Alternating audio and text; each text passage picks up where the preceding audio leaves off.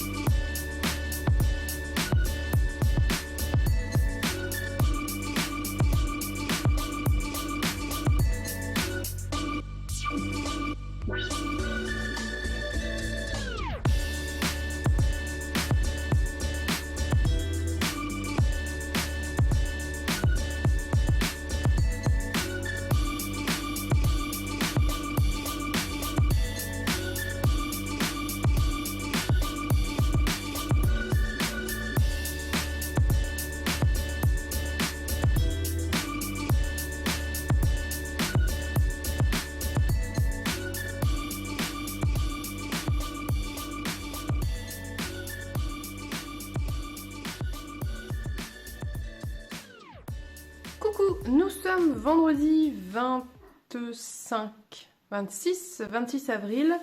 J'introduis ce vlog a posteriori de ma première lecture puisque je vous aurais mis, je pense, quelques images ce matin.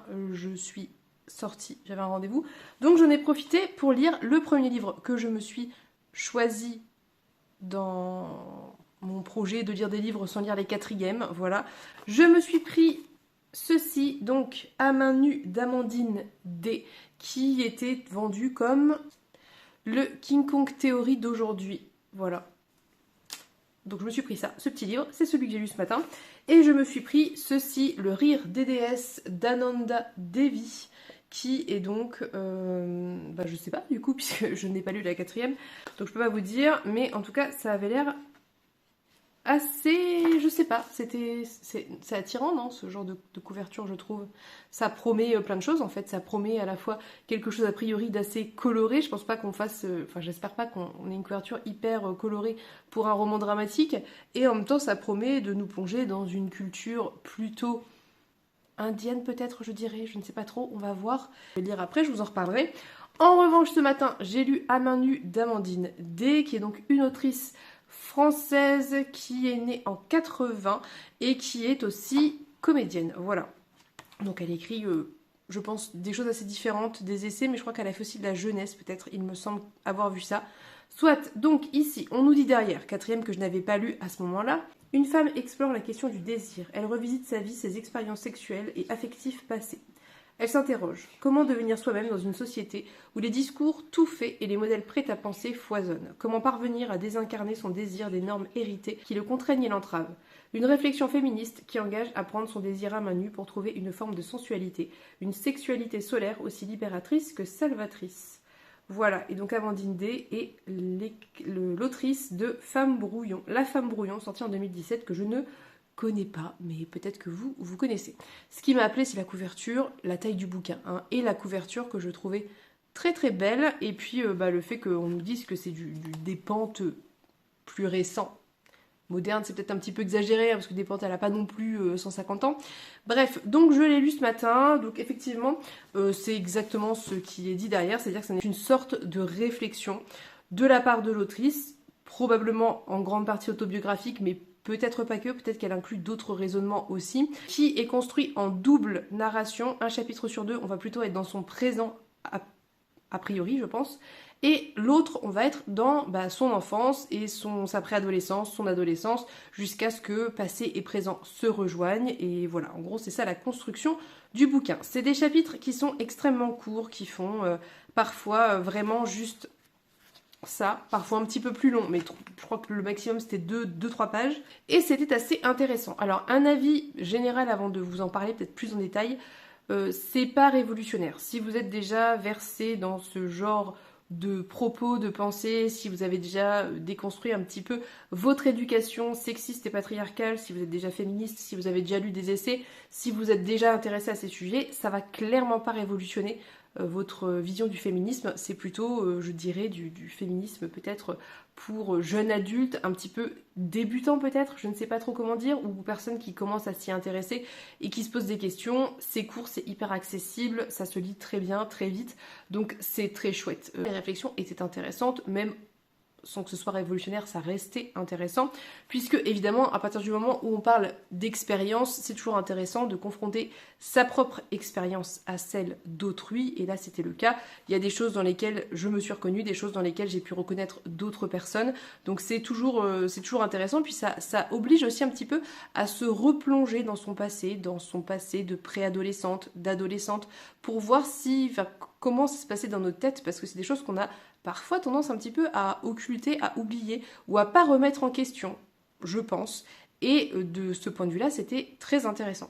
Donc évidemment, on parle de toutes les thématiques féministes que vous pouvez imaginer. On parle de sexualité, on parle de maternité, on parle de couple hétérosexuel, on parle d'expériences lesbiennes aussi, on parle de vieillir, on parle de grandir, on parle de rapport au corps, on parle d'apprendre à avoir confiance en soi, on parle de son rapport au corps des femmes vu par la société, donc à tout ce qui va être publicité, tout ce qui va être pornographie, etc. Enfin, ça parle d'un petit peu tous les sujets que vous pouvez imaginer autour des femmes, des jeunes filles, des jeunes femmes et du corps de manière générale, donc évidemment les règles, enfin voilà. Et c'est assez complet puisque finalement on brasse l'expérience de vie par petits chapitres d'une femme, de son enfance. Je pense que elle commence à parler, elle commence à parler d'elle quand elle a peut-être une dizaine d'années, je dirais, jusqu'à voilà, son présent, donc de femme qui a une quarantaine, un petit peu plus de 40 ans. C'est intéressant. Alors moi j'ai trouvé, les deux parties étaient intéressantes. La partie sur la maternité aussi, il y avait des réflexions qui étaient très intéressantes, mais c'est vrai que j'ai particulièrement apprécié les chapitres dans le passé sur la préadolescence et l'adolescence parce que c'est intéressant de voir que on était peut-être finalement pas si seul à ressentir ce qu'on pouvait ressentir par rapport à son corps, par rapport au regard des autres, par rapport à la popularité ou à l'inverse à l'impopularité, par rapport aux règles, enfin bref, toutes ces choses qu'on a pu vivre quand on avait, je pense, je dirais que le plus compliqué c'est peut-être quand on a 14-15 ans par là, on n'était pas forcément les seuls et en fait on n'en parlait pas. Enfin moi en tout cas je n'en parlais pas avec mes copines. Je pense que beaucoup d'entre nous n'en parlions pas ensemble parce que c'était pas des choses qui étaient... c'était un peu des trucs honteux. Et c'est intéressant aussi parce que ça parle de rapport à la sexualité, mais de manière beaucoup plus large que ce qu'on peut imaginer un peu spontanément dans une société qui est très hétérocentrée, c'est-à-dire de découvertes sexuelles entre filles, de découvertes aussi solitaires, et ensuite du rapport au garçon, à l'autre, j'ai envie de dire, entre gros guillemets, et les attentes par rapport à ça, c'est-à-dire qu'une fille doit faire ci, une fille doit être comme ça, une fille doit se laisser faire, mais pas trop, parce que sinon, une fille doit être physiquement comme ça, et faire ci, bon, bref, voilà, toutes les attentes autour de ça, et c'est intéressant, même si je pense que ça peut être trigger, peut-être, de se replonger dans ça, et de le voir a posteriori, et de se dire que encore aujourd'hui, je pense que plein de jeunes filles vivent ça. Je pense que ça fait très longtemps que c'est comme ça et que ça perdure encore. Et finalement, de poser un regard analytique là-dessus, de pas juste se dire un petit peu de manière floue « Ah bah c'était pas génial et voilà », mais de l'analyser, de le décortiquer. Ça peut permettre aussi, nous, en tant qu'adultes, d'aider les jeunes filles, préadolescentes, adolescentes de notre entourage, à changer un petit peu ce rapport à ça. Je dis pas qu'il n'y a pas des phases qui sont pas totalement normales. Évidemment qu'il y a des choses qui sont normales et qu'on passe par des questionnements, qu'on passe par la réappropriation de son corps parce qu'il change par rapport aux hormones et tout. Mais je pense qu'avoir des adultes de confiance dans son entourage pour pouvoir parler, poser ses questions, ça peut être une très bonne chose. Et en ça, ce livre était intéressant parce qu'il permettait de questionner ça et vraiment de faire ce retour en arrière et de se demander où on se positionnait à l'époque par rapport à tout ça. Donc je pense que vraiment ça peut être un livre intéressant à donner à des ados. Ça parle évidemment de sexualité, etc. Donc à vous de voir, lisez-le avant, voilà. Mais à des ados, je sais pas, peut-être un petit peu plus âgés, des jeunes adultes on va dire, ça peut être intéressant parce que je pense que même si c'est difficile comment vous dire, de tirer expérience de l'expérience d'autrui, ça peut quand même donner des pistes, je pense. Il y a sûrement plein d'autres ressources qui existent que je ne connais pas. D'ailleurs, si vous en avez, n'hésitez pas à me le dire en commentaire, ça m'intéresse. Je voulais juste revenir sur une chose que j'ai trouvée très intéressante, enfin non, deux choses que j'ai trouvées très intéressantes. Premièrement, j'ai beaucoup aimé le passage où elle parle de l'adolescence. C'est assez court, hein, donc c'est pas, je n'ai pas noté la page. Je n'ai pas noté la page, mais c'est un passage assez court, mais que je trouve très intéressant, surtout en tant qu'enseignante, c'est-à-dire cet âge où les hormones chamboulent complètement le corps et le cerveau des ados, et où, en tant qu'adulte, on a tendance à considérer ça comme un peu futile, alors que c'est quelque chose de très difficilement contrôlable. Et c'est une phase normale. C'est normal qu'à 14, 15, 16 ans, on soit plus préoccupé par ces histoires d'amis, d'amitié, d'amour, de relations, que par ce qui se passe en cours. Je dis pas que il faut rien attendre des ados, ils sont capables de faire des choses quand même, il faut pas exagérer, mais il faut aussi prendre ça en compte. Je pense que c'est important, au même titre qu'on prend en compte le développement des enfants, des petits enfants, c'est-à-dire les phases naturelles du développement. Je pense qu'il est temps vraiment dans notre société qu'on prenne en compte cette phase de puberté qui est aussi très difficile à vivre par plein d'aspects, et qu'on prenne ça en compte, que ça soit d'un point de vue hormonal, c'est-à-dire voilà, tous les jeux d'attirance qui commencent à se jouer, et le fait de penser au sexe, voilà, comme les ados peuvent le faire, mais aussi du point de vue beaucoup plus physiologique, c'est-à-dire la fatigue, le besoin de sommeil, les moments d'inattention, enfin voilà, tout ce développement devrait être beaucoup plus pris en compte, et je trouve ça intéressant qu'elle en parle ici. Donc ça, c'était un point qui m'a pas mal plu et que j'aimerais voir beaucoup plus développé, notamment je pense, dans la formation des enseignants. Ça me semble quand même assez important d'en parler. Deuxième point que j'ai trouvé très intéressant, c'est le rapport à la virginité. C'est-à-dire qu'il y a... Alors, je sais qu'il y a un livre récemment qui est sorti qui a l'air très intéressant sur la virginité. On a une conception de la virginité en Occident qui est quand même très, très, très, très, très codifiée.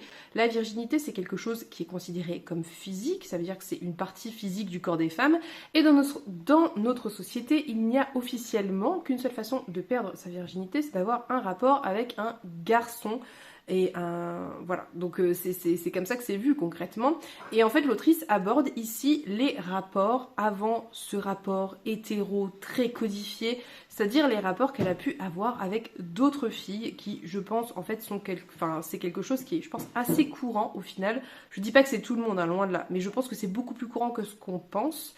Et alors, c'est pas forcément développé ici, mais c'est vrai que ça m'a fait penser à d'autres bouquins que j'avais pu lire et qui étaient très intéressants. Elle va aussi parler de rapport au corps des enfants et au consentement des enfants, et ça aussi c'est un sujet que je trouve essentiel, dont on ne parle pas assez. Donc bref, elle parle quand même, vous voyez, elle brasse beaucoup de sujets, c'est quand même assez concis, c'est pas très développé, mais ça ouvre des pistes de réflexion qui peuvent être intéressantes, qui peuvent permettre de s'intéresser à d'autres ouvrages peut-être plus complet sur le sujet. Du coup, en fait, lire ce livre m'a tout de suite fait penser à un livre que j'ai emprunté avant-hier également, à savoir La chair est triste, hélas, puisque La chair est triste, hélas, c'est Ovidie qui va parler de son rapport à la sexualité, et notamment à la sexualité hétéro, et ça m'a... Enfin, j'ai fait un peu un lien entre les deux, parce que c'est vrai que il y a quelque chose de logique. Il y aurait quelque chose de logique à lire ça dans la foulée. Je vous lis un petit bout du résumé derrière, parce que je pense que c'est assez... ça éclaire sur le sujet du livre. J'ai repensé à ces innombrables rapports auxquels je m'étais forcée par politesse pour ne pas froisser les égos fragiles. À toutes les fois où mon plaisir était optionnel, où je n'avais pas joui. À tous ces coïts où j'avais eu mal avant, pendant, après. Aux préparatifs douloureux, à coups d'épilateur. Aux pénétrations à rallonge, aux positions inconfortables, aux cystites du lendemain. À tous ces sacrifices pour rester coté à l'Argus sur le grand marché de la baisabilité. Voilà, donc j'ai fait un rapport directement entre ces deux livres et je me suis dit que je dirais bien ça après. Mais je dois d'abord lire ceci, donc c'est ce que je vais faire, mais je le garde pas loin parce que ça me tente pas mal de lire ce bouquin d'Ovidie qui parle donc de 4 années de grève du sexe. Voilà, donc on en reparlera bientôt, je pense. Du coup, c'est tout pour cette lecture. Je pense que j'ai assez développé, je pense que vous avez une idée assez précise de quoi ça peut parler, en sachant que c'est très court, c'est très concis, mais c'est intéressant. Je vais donc attaquer Le rire des déesses d'Ananda Devi, ou Devi, je ne sais pas très bien comment on dit. Je n'ai pas lu le résumé. Est-ce que je lis le résumé avant ? Non, hein, je vais y aller, je vais continuer jusqu'au bout et y aller à l'aveugle. Je vais juste vous dire ce qu'on nous dit sur l'autrice, ça peut être intéressant. Ananda Devi, ethnologue et traductrice, a été couronnée par le prix du rayonnement de la langue et de la littérature française en 2014. Elle a publié des recueils de poèmes, des nouvelles et des romans, notamment Ève et ses décombres, Le Sariver et Le jour des caméléons. Voilà, et on nous dit pas grand-chose d'autre sur cette autrice, c'est un petit peu dommage, j'aurais été intéressée. Mais en tout cas, on sait qu'elle est ethnologue, donc c'est déjà un point qui peut être intéressant pour attaquer cette lecture.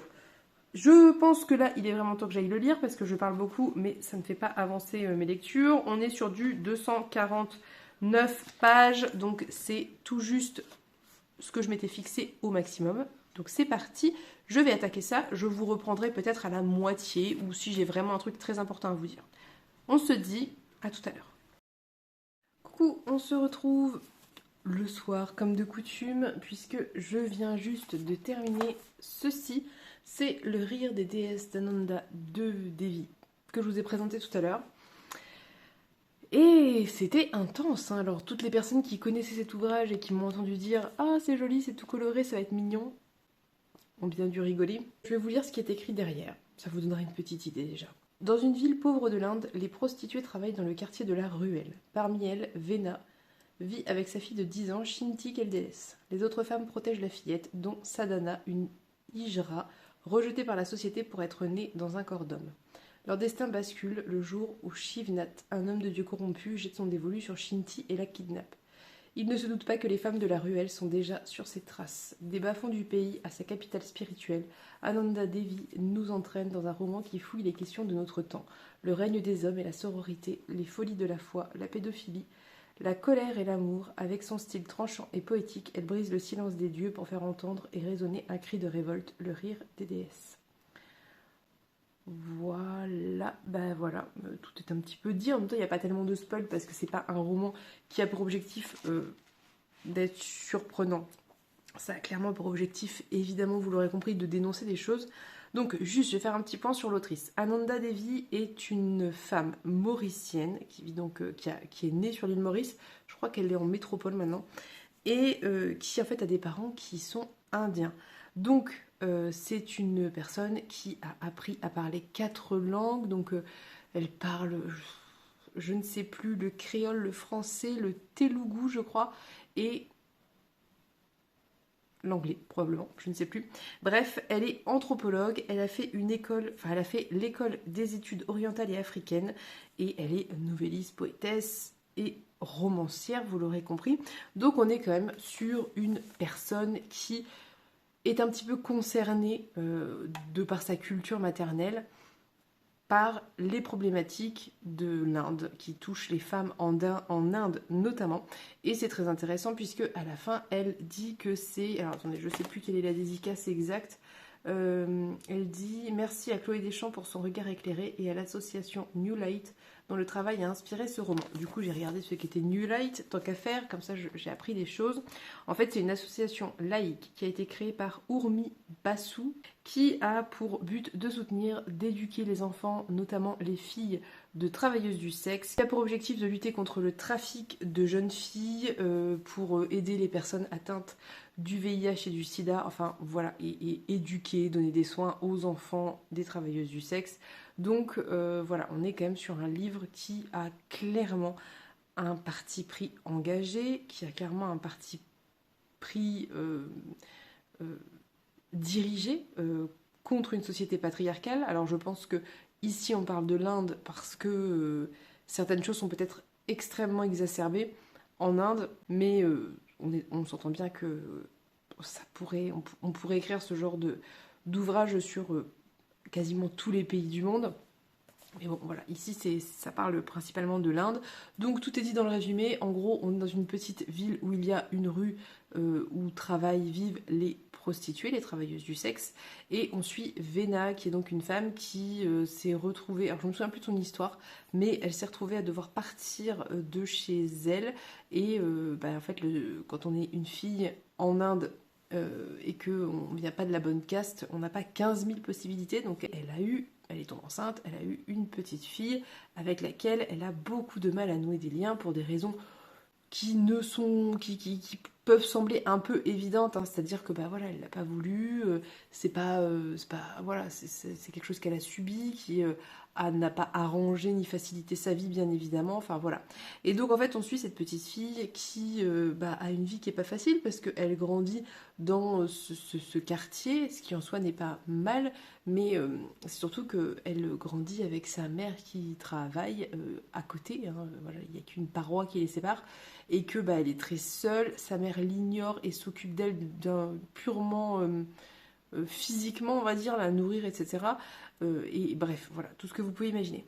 Il y a plein de choses qui étaient hyper intéressantes dans cet ouvrage, que ce soit ce rapport à la maternité, que ce soit toutes les dénonciations sociales. En fait, l'autrice a vraiment une très très belle écriture.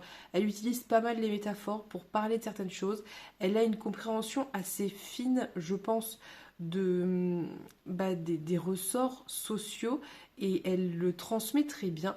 Il y a vraiment quelque chose, en fait c'est très particulier parce que c'est un ouvrage qui est quand même difficile, qui parle de choses hyper dures, hyper douloureuses. Je vous ferai les trigger warning après, mais bref. Et en même temps, il y a ce quelque chose de lumineux, ce quelque chose de positif qui va très bien avec le titre en fait. Et vraiment, c'est hyper réussi. Mais alors, par contre, c'est hyper dur, c'est hyper lourd, c'est heurtant, c'est révoltant, c'est violent. Mais c'est aussi passionnant parce que ça nous plonge dans une culture, en tout cas que moi, personnellement, je ne connais pas forcément beaucoup. J'ai appris des choses. Ça m'a encore une fois poussé à me renseigner. Donc, c'était très intéressant.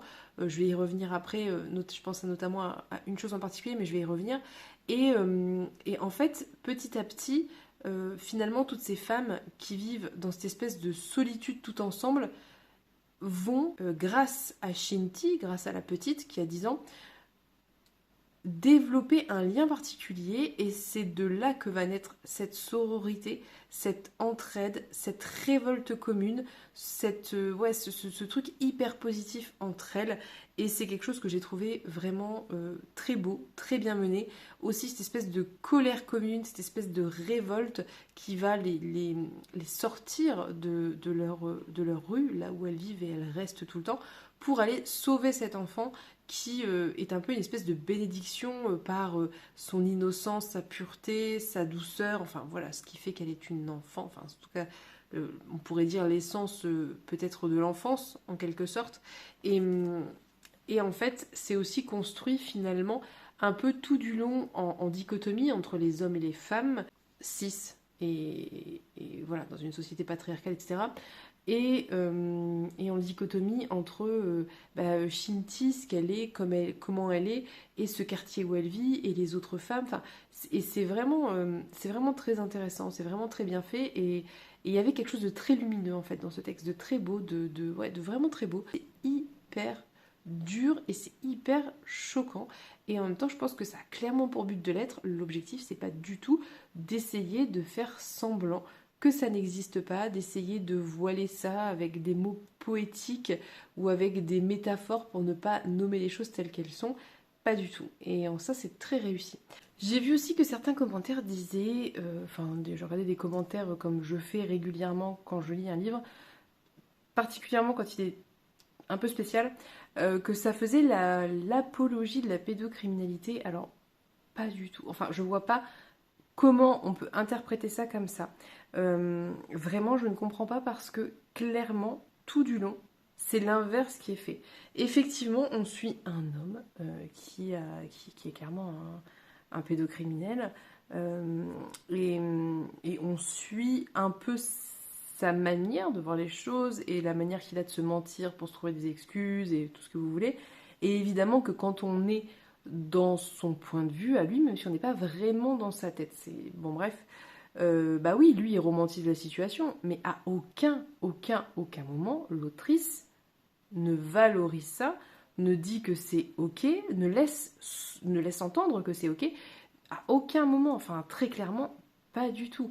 Je pense enfin voilà, après je vous préviens, ça reste difficile, ça reste déplaisant ces passages, et c'est fait pour montrer comment la société peut réussir à, à- à donner ce pouvoir à certains hommes et à faire croire à certains hommes qu'ils en ont le droit parce qu'ils en ont la possibilité en fait. Donc bref, mais voilà, encore une fois, ça reste très particulier. C'est un roman qui est très particulier. C'est pas un roman d'action, c'est pas un roman où il y a des plot twists et tout, pas du tout. Hein. On s'arrête sur l'histoire de cette gamine qui voilà, vit une vie assez difficile avec sa mère qui s'occupe pas beaucoup d'elle. Cette espèce de figure paternelle masculine qui va arriver dans sa vie et qui va lui promettre une belle vie et qui va lui apporter de la tendresse. Et quand je parle de tendresse, à ce moment-là, il se présente lui-même comme un espèce de père. Il n'y a rien à ce moment-là qui soit sous-entendu de sa part auprès de la petite comme une relation autre que paternelle.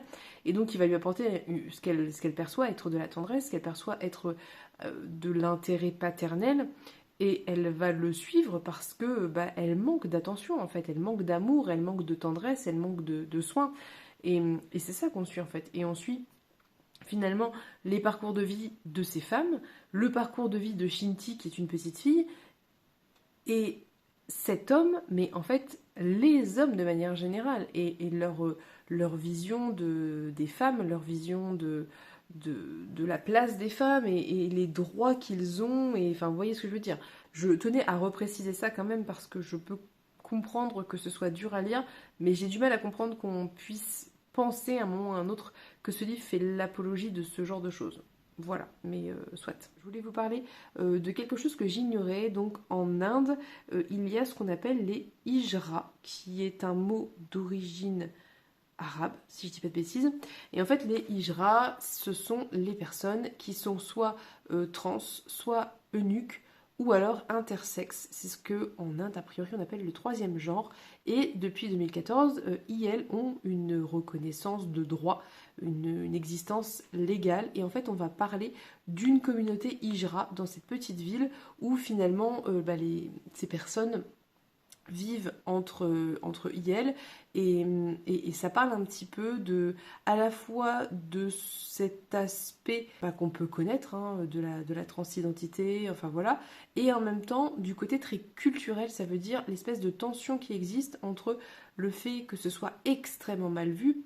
On suit notamment un personnage qui est très très mal vu par sa famille, qui va en partir d'ailleurs, hein, parce que elle a été maltraitée. Et, et en même temps, cette espèce d'aspect culturel qui fait que les hijras existent depuis, dans la religion, je crois, depuis très très très longtemps, depuis plusieurs millénaires. Et il y a une espèce de statut un peu sacré par rapport à ça. C'est hyper intéressant, c'est vraiment très intéressant. Moi, je ne connaissais pas du tout. C'était intéressant la manière dont c'était abordé. Après, je ne pense clairement pas que l'autrice soit concernée par ça, hein, par le fait d'être trans ou intersexe. Donc, voilà, il y a peut-être des petites maladresses de formulation, je pense. Et puis voilà, c'est à prendre avec des pincettes, mais c'est quand même un élément culturel, par exemple, que j'ignorais, qui était très intéressant à découvrir.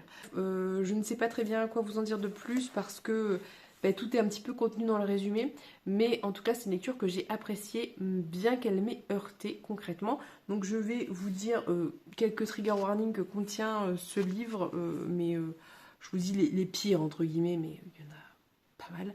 Donc on a évidemment viol, transphobie, vous l'imaginez bien, pédocriminalité, suicide, mutilation, automutilation, mutilation génitale, violence physique, violence psychologique, j'en passe et des meilleurs. Donc on est quand même sur un livre qui est qui peut être très dur.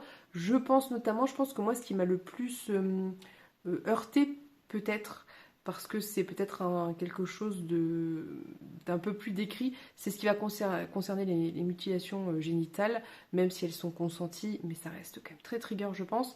Donc bref, la couverture est très très gaie, mais le contenu beaucoup moins. Ceci étant dit, encore une fois, je trouve que c'est un texte malgré tout qui reste assez lumineux, et il y a quelque chose autour du rire qui est très intéressant aussi, mais si ça vous intéresse, je vous laisserai découvrir. Et j'ai beaucoup apprécié la plume pour le coup d'Ananda Devi, que je trouve vraiment très très très belle.